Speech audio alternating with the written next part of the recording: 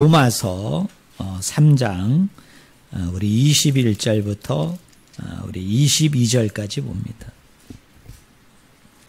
신약성경 243쪽입니다. 자, 로마서 3장 21절부터 우리 22절 우리 두 절만 보겠습니다.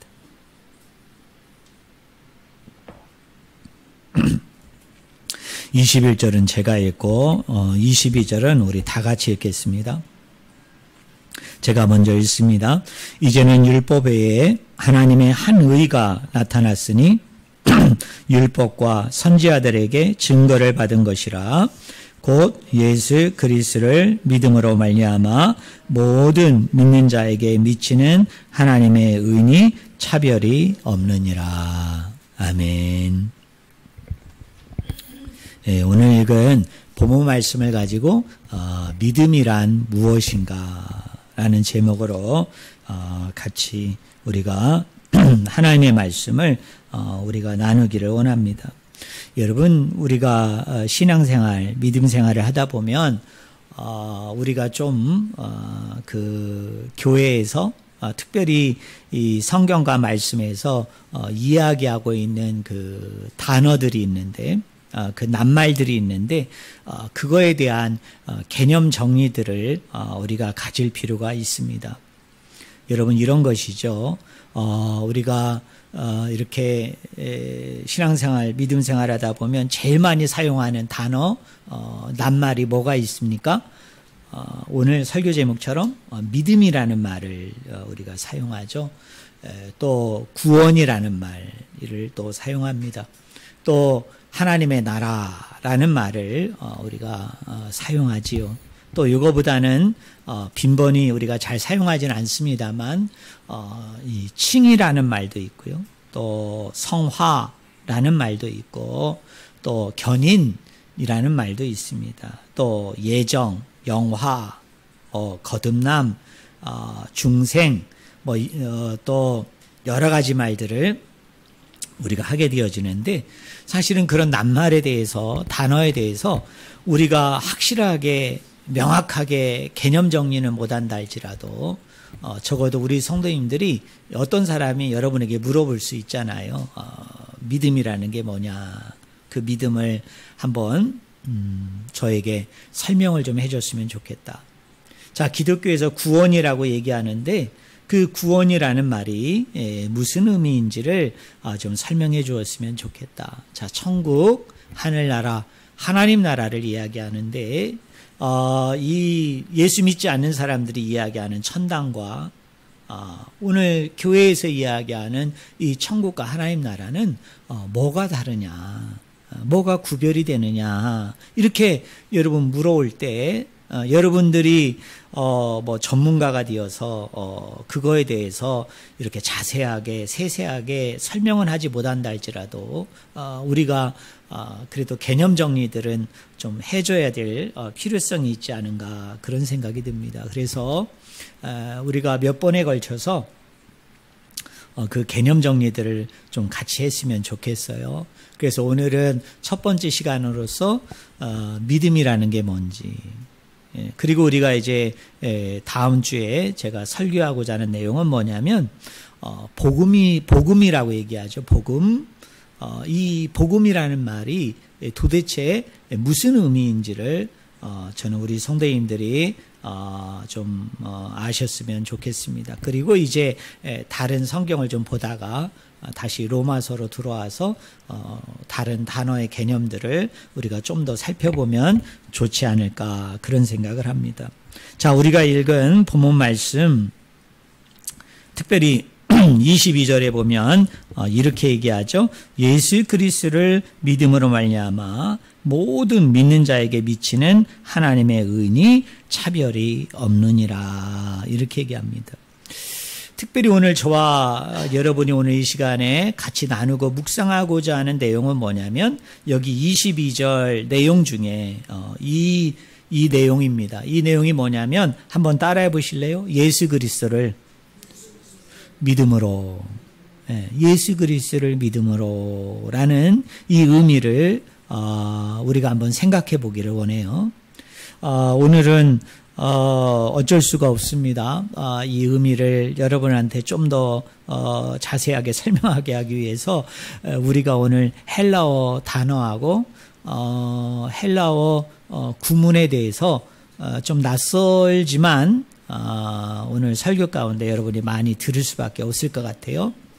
이 예수 그리스도를 믿음으로라는 말은 헬라어로 피스티스 크리스투라는 말이에요. 피스티스 크리스투. 자, 그리스도를 믿음으로 또는 그리스도의 믿음, 우리가 이렇게 번역을 할 수 있어요. 근데 이 피스티스 크리스투라는 말이 이 성경 안에서 몇 번 쓰이느냐면 7번 쓰이는 표현입니다. 여러분 이런 얘기를 많이 들으셨을 거예요. 예수 그리스도를 믿음으로 또는 그리스도를 믿음에 의해서 우리가 의롭게 된다. 우리가 구원을 얻게 되어진다. 이거를 어려운 신학적인 말로 우리가 뭐라고 얘기하느냐면 이신칭이다. 또는 칭의론이다. 이렇게 여러분이 들으셨을 거예요. 특별히 그 종교개혁자였던 마틴 루터 또 장 깔뱅 같은 사람들이 이 이론을 아주 이렇게 주장을 했죠. 또 이런 주장들을 아주 강조했습니다. 그래서 오늘 우리 교회 안에도 좀 어려운 말입니다만 이신칭의의 복음 또는 칭의론의 복음 또 복음이라는 단어를 빼서 이신칭의, 칭의론 이런 이야기를 하는데요. 이게 풀어서 얘기하면 예수 그리스도를 믿음으로 의롭게 된다. 예수 그리스도를 믿는 믿음에 의해서 칭의됨, 우리가 의로운 자가 된다. 이런 말입니다. 근데 이것이 이렇게 종교개혁자 두 사람에 의해서 주장이 되어져서 이게 16세기, 17세기, 18세기까지 이게 아무 문제 없이 내려오다가 이제 19세기, 20세기가 되면서 지금은 21세기죠. 19세기, 21세기가 되어지면서 이런 주장에 대해서 또 이런 내용에 대해서 이제 조금은 새롭게 보고 싶은 또 새롭게 이야기하고 싶은 그런 시도들과 또 주장들이 이제 스물스물 나오다가 지금 21세기에 와가지고는 이 부분에 대해서 많은 도전들이 있어요. 이 부분에 대해서 여러분 많은 그런 해석들이 있는 것을 우리가 알 수 있습니다. 그러니까 무슨 말이냐면 오늘 이 22절에 예수 그리스도를 믿음으로라는 이 피스티스 그 다음에 크리스투 이 말을 우리가 어떻게 해석할 거냐는 거예요. 기존의 전통적인 방법대로 우리가 그리스도를 믿음으로 우리가 그리스도를 믿는 믿음에 의해서 이렇게 번역을 할 것인지 아니면 예수 그리스도의 믿음 또 예수 그리스도가 십자가상에서 저와 여러분에게 보이신 그분의 신실함, 그분의 충실함이라는 뜻으로 우리가 이거를 해석할 것인가라는 문제입니다. 물론 전통적인 견해는 또 오늘 우리 한국 교회에서 전체 교회로 얘기한다면 지배적인 견해는 첫 번째예요. 첫 번째가 뭐냐면 기존의 해석대로 예수 그리스도를 믿음으로 예수 그리스도를 믿는 믿음에 의해서 이렇게 번역을 해야 된다는 거예요. 하지만 최근에 이제 젊은 학자들을 중심으로 또 외국의 유명한 신학자들을 중심으로 이제 두 번째 해석이 지금 이제 두드러지게 이제 강조되고 있어요. 그게 뭐냐면 예수 그리스도의 믿음으로 보자. 예수 그리스도께서 십자가상에서 저와 여러분에게 보이신 그분의 신실함, 그분의 충실함으로 우리가 봐야 된다는 거예요. 근데 안타까운 것은 이거를 언어학적으로, 문법적으로 보면, 이 해석이 불가능합니다. 쉽게 얘기하면, 언어학적으로, 문법적으로 보면 첫 번째 해석도 맞고, 또 두 번째 해석도 맞아요. 그래서 이 시시비비를 가린다는 게, 뭐가 옳고 그름을 가른다는 게 불가능할 정도로 사실은 두 해석이 완전히 잘못되거나 틀린 것은 아니라는 것을 저는 우리 성도님들이 아셨으면 좋겠어요. 그러면 이 피스티스 크리스투, 요 문구가 가지고 있는 의미를 파악을 하려면 단어 분석으로는 안 된다는 거예요. 또 요거를 문법적으로 이렇게 분석을 해서는 안 돼요. 그러면 이제 하나만 남아있죠. 제가 즐겨 사용하는 방법 뭐죠? 뭐를 봐야 된다? 문맥을 봐야 돼요. 문맥의 흐름을 통해서 이 피스티스 크리스투, 이 문구를 어떻게 해석을 해야 되는지가 여러분 결정이 된다라는 얘기예요. 자, 두 가지입니다. 이 피스티스 크리스투를 만약 목적격적, 옛날에는 소격이라고 그러고 지금은 소유격이라고 얘기하는데, 목적격적 소유격으로 보면은 그리스를 믿음으로, 그리스를 믿는 믿음에 의해서 이렇게 번역을 할 수 있어요. 하지만 이것이 주격적 소유격으로 쓰이면 어떻게 번역을 해야 됩니까? 그리스도의 믿음으로 번역해야 돼요. 예수 그리스도의 믿음으로 여러분 번역을 해야 됩니다. 그런 의미에서 우리가 로마서 3장 22절을 여러분 한번 들어보세요. 이걸 원문대로 분석을 하면 이렇게 분석을 할 수 있어요. 그냥 여러분이 들으시면 돼요. 자, 이게 세 부분으로 나뉘어집니다. 요 3장 22절이 이렇게 딱 세 부분으로 나뉘어져요. 자, 첫 번째 부분이 뭐냐면 한번 따라하겠습니다. 하나님의 의가. 이 하나님의 의가라는 말이 맨 앞에 나와요. 헬라어 그 원어 성경을 보면 요게 뭐 헬라어로 디카이오시네 세우입니다. 디카이오시네 세우. 하나님의 의가. 그 다음에 두 번째 부분이 뭐냐면 따라하겠습니다. 예수 그리스도의 믿음을 통하여. 누구의 믿음을 통하여? 예수 그리스도의 믿음을 통하여. 요게 헬라어를 여러분 한번 들어보세요. 디아피스테우스 예수 그리스도 이렇게 돼 있어요. 그 다음에 세 번째가 뭐냐면 여러분 따라하겠습니다. 모든 믿는 자들에게. 이게 헬라어로 에이스 판타스 투스 피스티온타스 이렇게 돼 있어요. 자, 그러면 우리 한번 생각해 봐요. 맨 위에는 하나님의 의가. 그 다음에 두 번째는 뭐라고 그랬어요? 예수 그리스도의 믿음을 통하여. 그 다음에 세 번째가 뭐라고 그랬어요? 모든 믿는 자들에게입니다. 자, 그러면 하나님의 의가라는 이 첫 번째 내용은 누구에 관한 내용이에요? 하나님이죠, 하나님. 그죠? 하나님의 의가라고 얘기했으니까 그 주체가 누구입니까? 하나님이시죠. 자, 두 번째, 예수 그리스도의 믿음을 통하여 라고 얘기하면 주체가 누구예요? 예수님이죠. 그 다음에 모든 믿는 자들에게의 주체는 누구입니까? 우리들이죠, 우리들. 이렇게 봐야 이게 구원사적으로 맞아요. 자, 하나님이 우리를 구원하실 때, 세 주체가, 주도적으로 역할을 수행하는 거죠. 자, 우리가, 구원을 얻게 되어지면, 그 구원을 얻게 되어질 때, 첫째는 누가 활동하세요? 하나님이 활동하시고, 그 다음에 두 번째는 누가 활동하세요? 예수 그리스도가 활동해요. 그리고 하나님과 예수 그리스도가 활동하는 것을 오늘 우리가 그거에 대해서 어떤 반응을 보이느냐, 그거에 따라서 저와 여러분에게 뭐가 임해요? 하나님의 구원이 임하는 거예요. 하나님의 은혜가 임하는 거예요. 그러니까 이걸 쉽게 얘기하면 이런 거예요.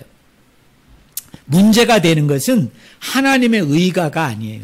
모든 믿는 자들에게가 의가 문제가 아니에요. 근데 중간에 있는 두 번째 부분이 문제입니다. 이 부분을 예수 그리스도를 믿음으로 또는 예수 그리스도를 믿음에 의해서 예수 그리스도를 믿음으로 말미암아 이렇게 번역을 하게 되면 이 두 번째 항목의 주체는 예수 그리스도가 아니라 누가 되는 거예요? 누가 그리스도를 믿는 거예요? 자, 여러분 다시. 자, 하나님의 의가 예수 그리스도를 믿음을 통해서 예수 그리스도를 믿음으로 말미암아 이렇게 번역을 하면 이 주체는 누가 되는 거예요? 하나님이에요? 나예요? 누가 믿는 거예요? 내가 믿는 거죠. 내가 예수 그리스도를 믿음으로 내가 예수 그리스도를 믿음으로 말미암아 그렇게 되어지면서 구원의 주체가 하나님 그리고 우리가 되는 거예요. 그럼 누가 빠져요? 이 내용에 예수 그리스도가 삭제되는 거예요. 예수 그리스도가 빠지게 되는 거예요. 그래서 이 문맥을 보면 이 흐름을 보면 목적격, 소유격으로 번역을 하면 안 돼요. 여기를 뭘로 번역을 해야 됩니까? 주격, 소유격으로 번역을 해서 그리스도를 강조해야죠. 우리 구원에 있어서 그리스도의 역할이 있잖아요. 뭐예요? 그리스도의 믿음, 그리스도의 신실함, 그리스도의 충실함 이렇게 번역을 해야 이 구원에 있어서 이 세 명의 주체가 온전한 역할을 함으로 그것이 우리에게 은혜로서 선물로서 우리에게 구원이 주어지는 것으로 우리가 이 본문을 봐야 된다는 거예요. 여러분 이해되십니까? 여기까지 잘 쫓아오셨어요? 여기까지 못 쫓아오면 뒤 하는 말을 여러분 이해할 수가 없어요. 자, 그 다음에 두 번째로는요. 피스티스 크리스투라고 얘기할 때 이 피스티스라는 말을 뭘로 번역을 하느냐는 문제예요. 여러분 우리나라 성경은 당연히 영어 성경도 마찬가지입니다만 이 피스티스를 뭘로 번역을 했을까요? 다? 네, 믿음으로 번역을 했어요. 믿음으로 번역을 했습니다. 그런데 사실은 이걸 믿음으로 번역하는 것보다는 이 단어로 번역하는 것이 더 적절합니다. 그 단어가 뭐냐면 여러분 따라하겠어요. 신실함. 네, 신실함으로 번역을 해야 돼요. 신실함으로. 이런 번역들은 이미 영어 성경 안에서는 이게 이 신실함으로 믿음을 번역한 것들이 신약 성경 안에 이렇게 종종 발견이 되어집니다.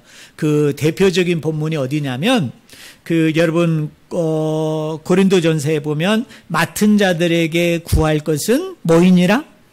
충성이니라 이렇게 얘기하잖아요. 그 충성이라는 단어가 뭐냐면 피스티스예요.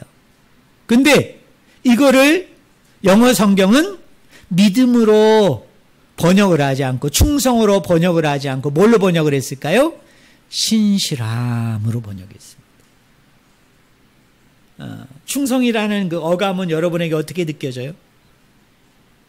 이렇게 긍정적인 이미지이기도 하지만 우리 옛날에 신앙생활 하신 분들은 여러분 교회에서 직분을 줄 때 가장 많이 인용하는 성경이 어디예요?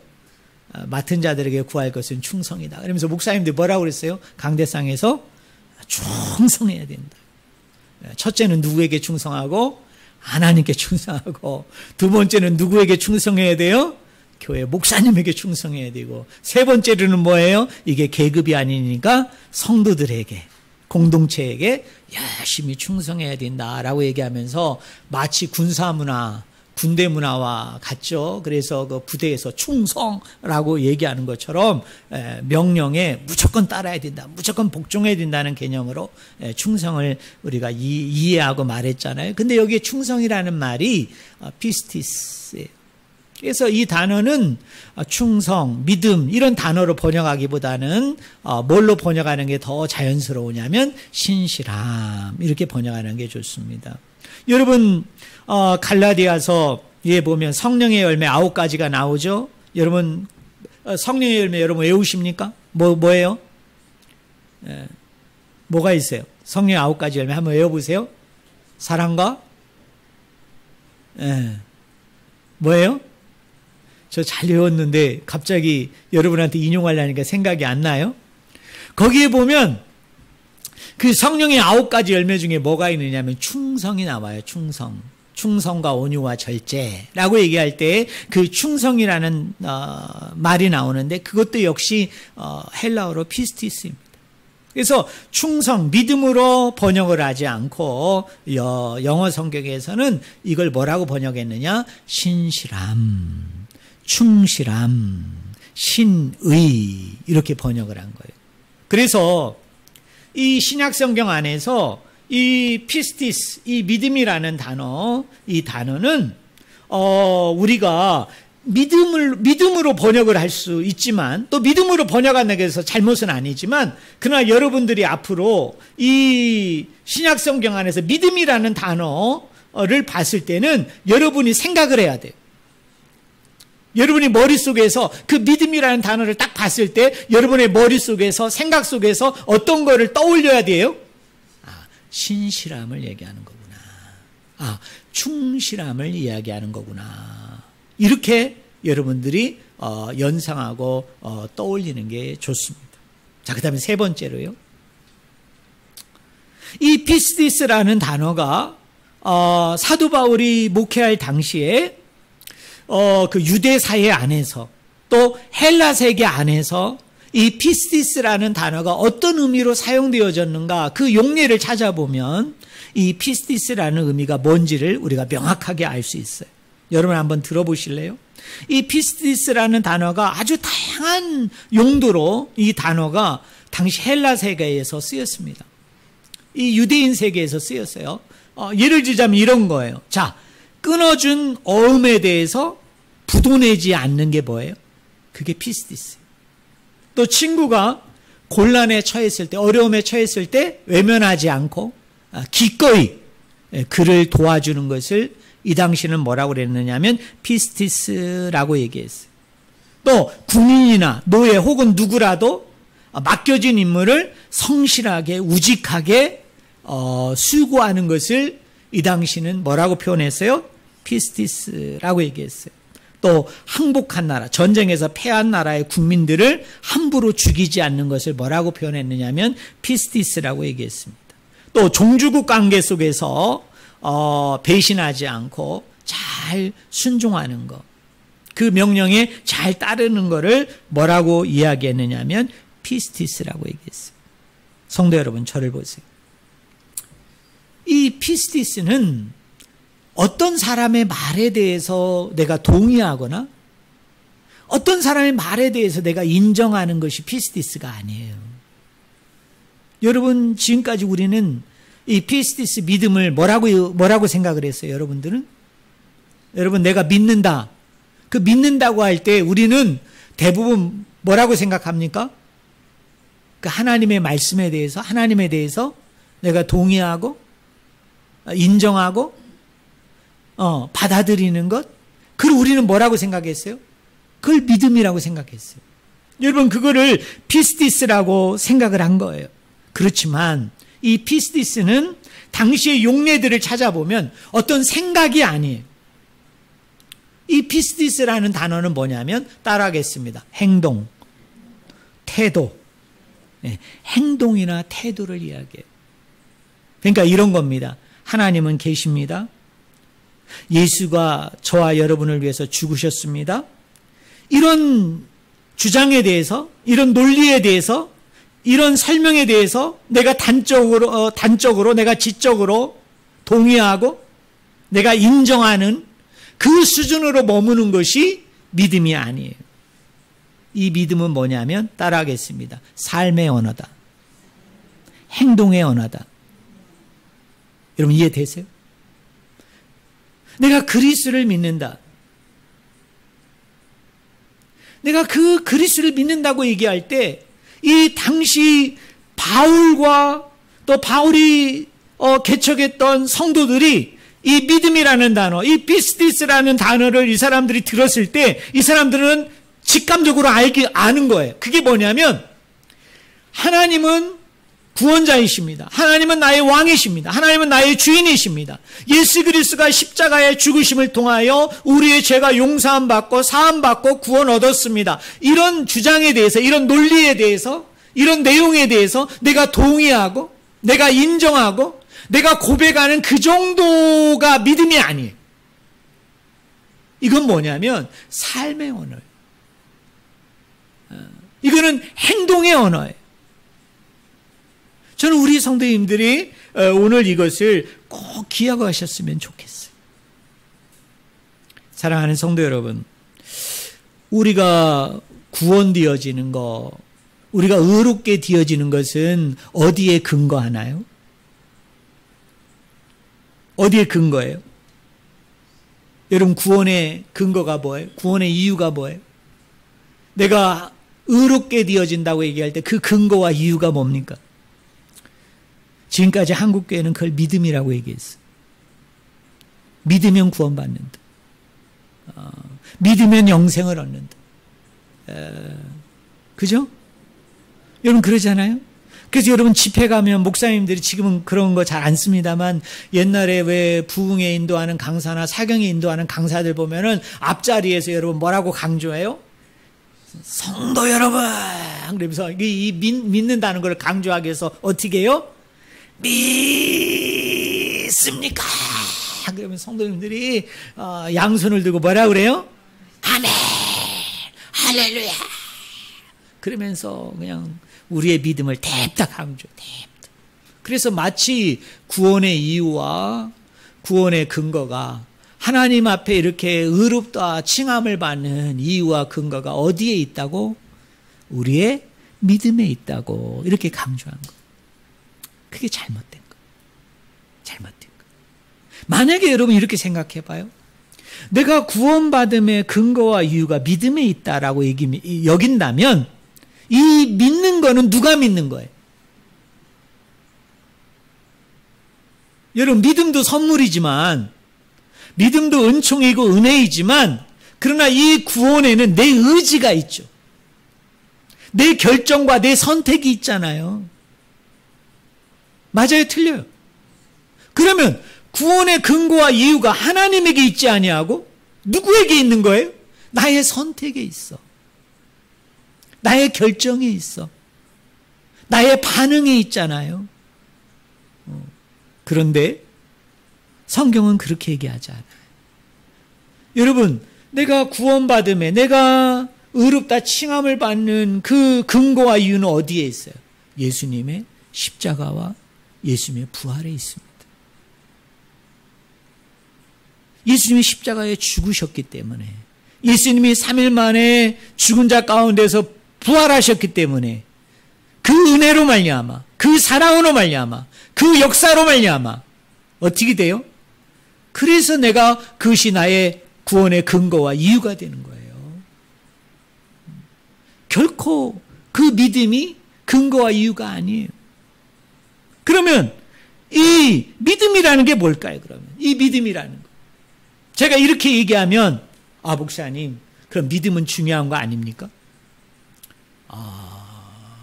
그러면 우리가 의롭다함을 받고 구원을 얻음에 있어서 이 믿음이라는 거를 그러면 완전히 이렇게 삭제하고 제거하고 빼어도 되는 겁니까? 여러분, 자 다시 한번 정리해 봅시다. 자, 구원받음의 근거와 이유는 어디에 있다? 예수님의 십자가와 부활에 있어. 우리의 믿음에 있지 않아요. 어떤 의미에서 우리의 믿음은 구원의 근거와 이유가 아니에요. 믿음은 뭐냐면 수단과 방법일 뿐입니다. 자, 따라하겠습니다. 믿음은 구원의 근거와 이유가 아니다. 수단과 방법일 뿐이다. 그러면 이 믿음을 우리가 어떻게 봐야 될까요? 여러분에게 한번 질문해 볼게요. 믿음이 중요해요? 중요하지 않아요? 믿음이 아주 중요해요. 왜 믿음이 중요합니까? 구원받음의 근거와 이유가 되기 때문에 중요한 게 아니에요. 수단과 방법이에요. 그럼 믿음이 뭐의 수단과 방법입니까? 십자가의 사건이 나의 사건이 되게 하고, 그 부활의 그 사건이 저와 여러분의 사건이 되게 하는 그 통로로서, 그 수단과 방법으로서 뭐가 중요한 거예요? 믿음이 중요한 거예요. 믿음. 여러분이 이것을 잘 이해하셔야 돼요. 잘 이해하셔야 돼요.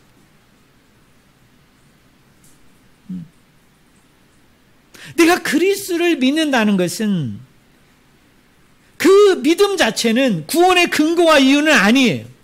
그러나 중요한 것은 뭐냐면 이게 수단과 방법이에요. 뭐냐면 하나님께서 십자가상에서 이루신 구원, 부활 사건을 통해서 아버지께서 성취하고 완성하신 이 구원의 사건이 나의 믿음을 통해서 나의 사건이 되는 거예요. 여러분 이해되십니까? 나의 사건화가 되어지는 것이 뭐냐? 그게 바로 믿음이라는 거예요. 그러나 이 믿음 자체가 구원의 근거와 이유는 아니에요. 왜? 구원은 나에게 있지 않냐고 누구에게 있어요? 하나님에게 있어요. 하나님에게. 예수님에게 있어요. 여러분 이해되십니까? 네. 여러분 이게 이해가 돼야 돼요. 이해가 돼야 돼요. 그래서 이런 거예요. 여러분이 전도를 한다고 생각합시다. 자, 이제 적용을 한번 해봐가지고 여러분 잘 들어보세요. 여러분 어떤 분에게 내가 전도를 해요. 전도를 할 때 형제님, 자매님, 예수 그리스도를 믿으십시오. 그러면 당신이 구원을 받습니다. 맞아요? 틀려요? 맞지만 부족해요. 맞지만 하나님 나라의 구원의 복음을 어떤 의미에서는 엄청나게 훼손하고 있어요. 자, 우리가 누군가에게 예수 그리스도를 믿어야만 당신이 천국에 갈 수 있습니다. 예수 그리스도를 믿어야만 당신 안에 하나님 나라가 임합니다. 당신이 예수 그리스도를 믿어야만 하나님의 자녀가 됩니다. 당신이 예수 그리스도를 믿어야만 구원이 되어집니다. 라고 이야기할 때 맞지만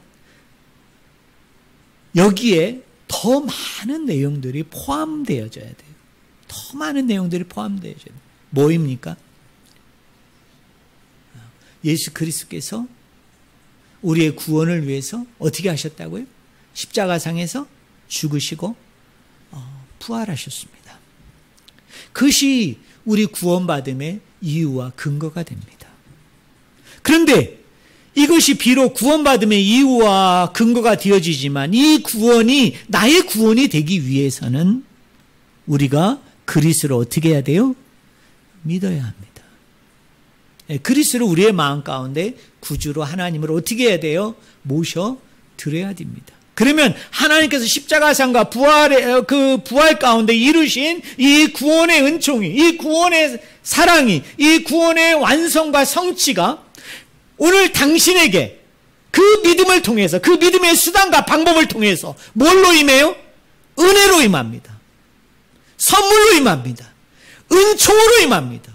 그래서 당신은 구원 얻을 수 있습니다. 여기까지 설명을 해야 돼. 그냥 그리스도를 믿는 믿음으로 당신은 구원에 이릅니다. 그리스도를 믿는 믿음으로 당신은 영생을 얻습니다. 하나님 나라에 들어갑니다. 라고 우리가 그것만 얘기하면 구원이 누구에게 있어요?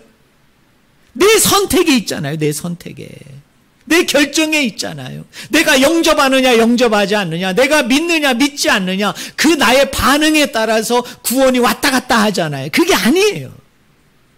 구원은 십자가상에서 이미 이루어진 사건이에요.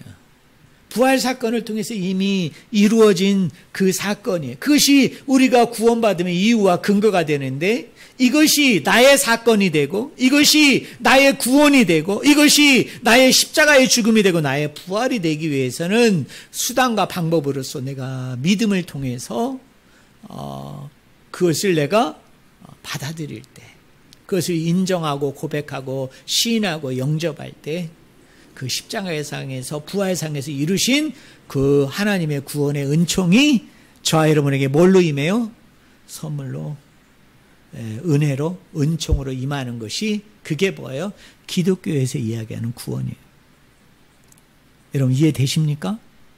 근데요, 이 믿음은 시작에 불과해요.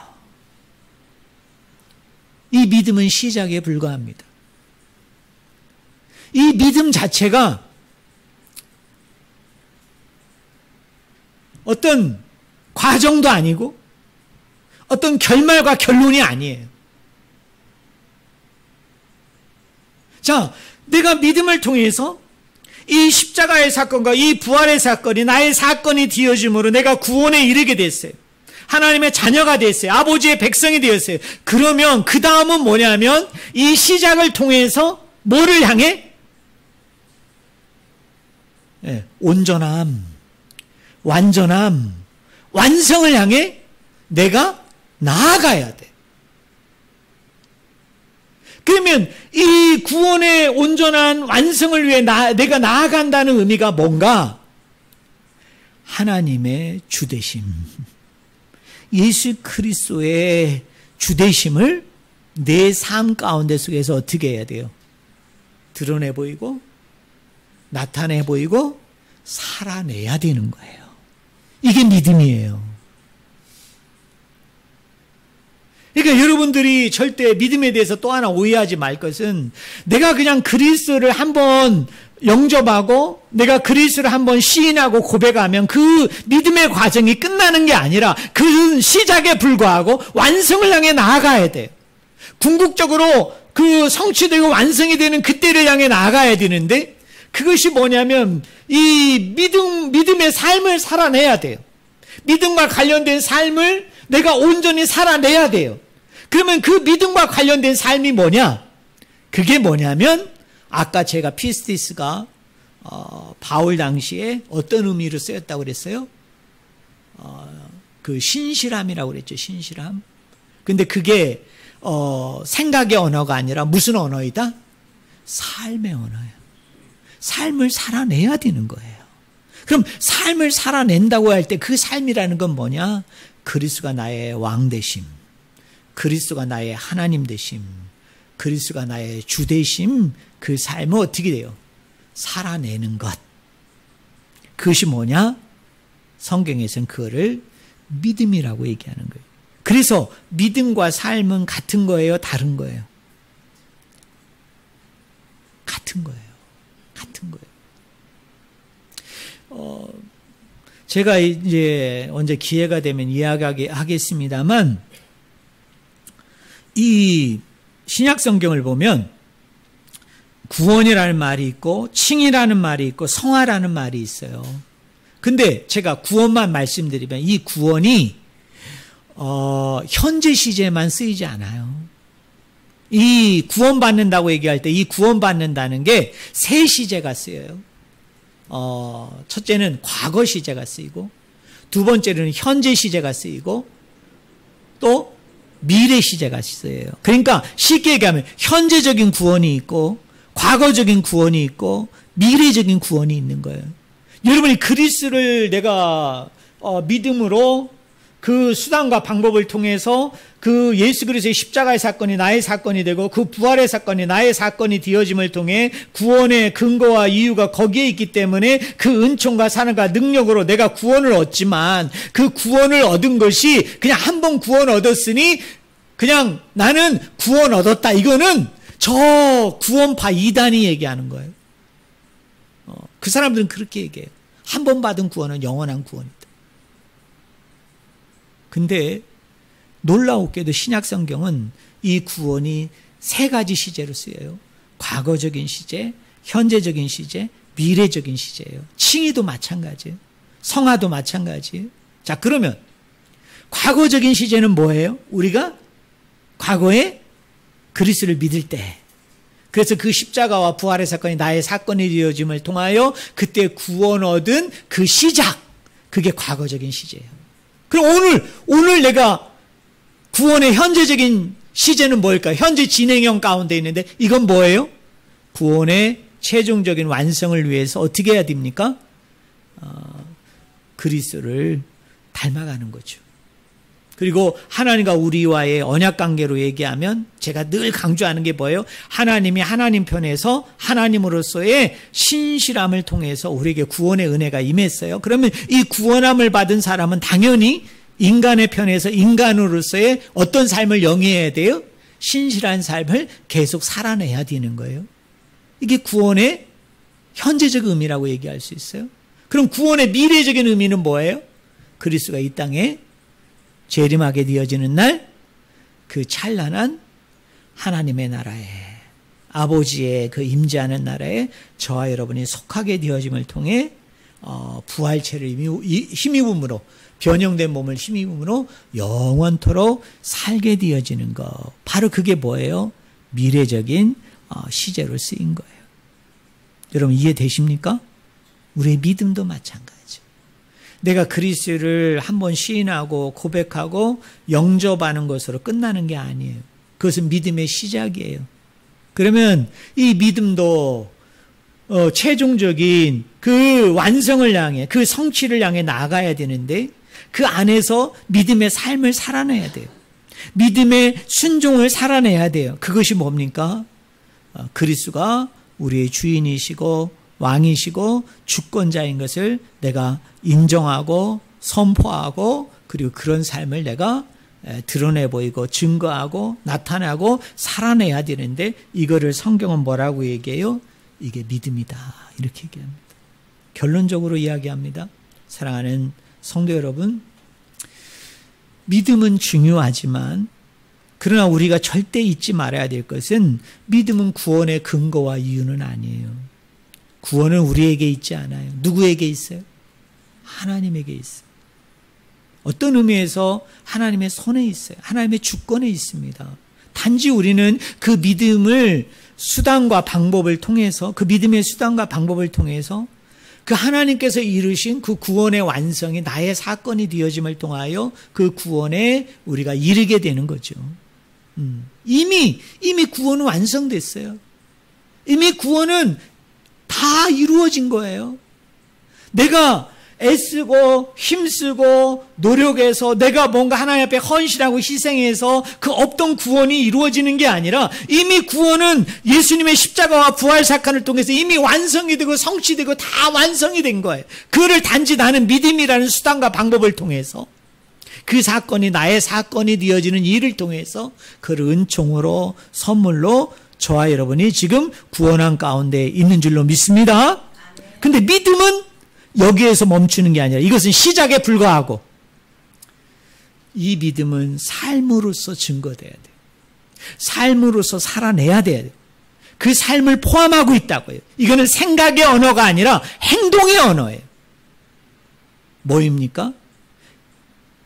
언약관계로 이야기하면 하나님 편에서 하나님께서 우리의 아버지가 되어주심을 통하여 아버지 노릇해 주심, 그 신실하심이 우리 구원의 근거와 이유인데, 이것을 반응을 통하여 이 구원, 이 하나님과 우리 사이에 이 관계된 이 회복을 통해서 이 구원을 누린 이 믿음을 통하여 이 모든 것을 받은 우리는 우리 편에서 우리가 신실함을 드러내 보여야 돼.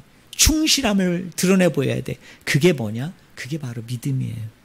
그래서 믿음, 이 피스티스라는 단어를 믿음이라고 번역하지 말고, 아니 믿음으로 우리가 얘기한다 할지라도 여러분의 기억, 여러분의 생각 속에는 뭘로 기억해야 된다? 신실함.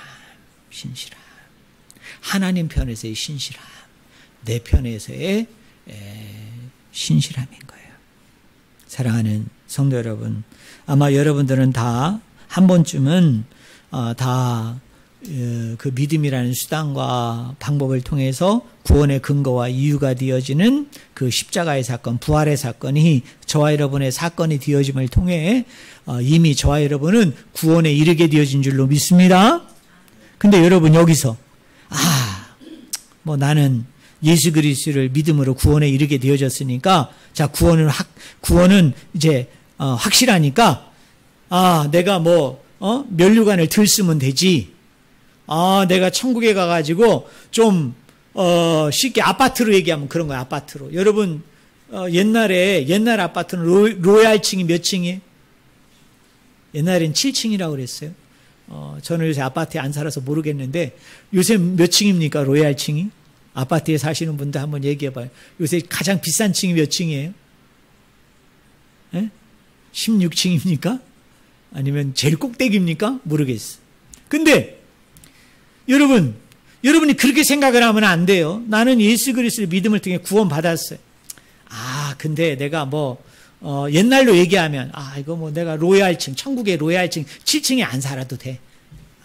천국은 다 좋은 건데, 난 어디 살아도 돼? 그 1층. 1층에 살아도 돼. 그러면서 어떻게 합니까? 여러분, 한 번 받은 구원은 영원하니까 그냥 되는 대로, 적당하게 세상과 타협해 가면서, 이 양심을 팔아가면서, 여러분 막 나쁜 짓 하고, 거짓말하고, 속이고, 또 남들 괴롭히고, 힘들게 하고, 그렇게 살아도 되는 거예요? 아니에요, 여러분. 그건 믿음이 아니야. 그 사람은 믿는다고 얘기하면 안 돼. 왜요? 여러분이 생각하는 믿음은 시작에 불과한 거예요. 이것은 완성을 향해 나가야 되는데 그건 뭐냐면 삶으로 살아내야 돼. 삶으로 살아내야 돼. 그게 뭐냐면 하나님께서 우리에게 십자가상에서 보이신 그 신실함이 내 삶 가운데 속에서 그리스도가 나의 왕이 되고 주인이 되고 주권자가 되어진 상태에서 내 편에서의 신실함을 아버지 앞에 계속적으로 보이며 살아가야 돼요. 그래야 구원에 이를 수 있어. 여러분 제가 나중에 구원이란 무엇인가에서 얘기하겠습니다만 우리 성도님들에게 충격적인 말을 한마디 할까요? 여러분 한 번 받은 구원은 영원할까요? 아니면 나는 구원받았다고 생각하지만 그 구원에 탈락되는 자들이 있을까요? 여러분 후자예요. 한 번 받은 구원에서 탈락자가 없이 다 구원받는다는 구원파야, 구원파. 오늘 우리 기독교 안에 이 구원파 복음을 증거하는 주의 종들이 얼마나 많은지 몰라요. 자기는 구원파인지 몰라. 그러니까 제가 저번에 얘기했죠. 저 성도들이 구원파 이단에 넘어가가지고 그 구원파 교주 말 듣고 있으면 무슨 생각이 난다? 이 사람하고 내가 아는 목사님 얘기하는 거하고 어때요? 같아. 똑같아. 그 왜 여기가 이단이야? 이 사람들 구분이 안 되는 거 왜? 우리 교회 안에도 그렇게 얘기하거든. 한 번 받은 구원은 영원하다. 그래서 옛날에 막 중고등부 수련회 가면은 어떻게 합니까? 구원의 확신을 가져야 된다. 그래서 그 확신 가지는 그 프로그램을 가지고 애들 막 눈물 질질 짜게 하면서 시인하고 고백하게 만들어. 그리고 뭐라고 그래요? 야, 너 이제 구원받았으니, 그러면서 그 확신을 막 집어넣는데 그거 잘못된 거예요. 우리는 구원을 이미 얻었죠. 그리고 저는 여러분들이 그 받은 구원대로 다 천국의 하나님 나라에 여러분 속하여질 줄로 믿습니다. 하지만 우리는 늘 경각심을 가져야 돼. 늘 두렵고 떨리는 마음으로 살아야 돼. 뭐예요? 자칫 잘못하다가는 그 구원에서 어떻게 될 수 있다? 탈락될 수 있어. 탈락될 수 있어. 한 번 믿는 믿음으로 구원받았다고 세상에 나가서 그 세상 사람들처럼 사기치고 거짓말하고 막 술수를 부리고 그러면 여러분 누가 그걸 믿음이라고 얘기해요? 여러분 그걸 누가 구원이라고 얘기해요? 그래서 우리는 늘 경각심을 가지고 한번 마지막으로 따라하겠습니다. 믿음은 생각의 언어가 아니다. 예, 따라해서 믿음은 행동의 언어다. 여러분 이해되십니까? 예, 그리고 한 가지 정리 따라하겠습니다. 믿음은 구원의 근거와 이유가 아니다. 수단과 방법일 뿐이다. 네, 여러분 믿으시기를 주님의 이름으로 간절히 축원을 드립니다. 기도하겠습니다. 하나님 아버지,